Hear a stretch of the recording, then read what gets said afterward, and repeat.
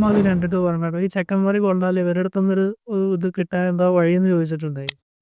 Recent മുളക് വെട്ടി എന്ന് പറയുന്ന ബ്രാൻഡ് ഞാൻ കണ്ടിട്ടുണ്ടായിരുന്നു. അവർ വളരെ ഓർഗാനിക് ആയിട്ട് ബിൽഡ് ചെയ്തുകൊണ്ടിരിക്കുക. അവരുടെ ഫെയിലിയേഴ്സ് പോലും അവർ ഡോക്യുമെന്റ് ചെയ്യാം.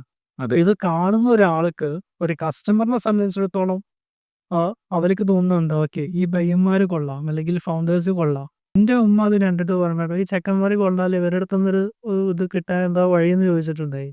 മുളക് വെട്ടിയുടെ പേരിട്ടത് ഞാനാ. അതെ, എനിക്ക് അറിയാം. അപ്പൊ അമ്മ പറഞ്ഞിട്ടുണ്ടായിരുന്നു. അപ്പോൾ റിലേറ്റ് ചെയ്യാൻ പറ്റുന്നുണ്ട് കസ്റ്റമേഴ്സിന്. ഒന്ന് നമ്മളൊരു ഹോം ഗ്രോൺ ബ്രാൻഡ് എന്നുള്ളൊരു സെന്റിമെന്റ്സ് അവിടെ വർക്ക്ഔട്ട് ഉണ്ട്, കസ്റ്റമർ ഫ്രണ്ട്ലി.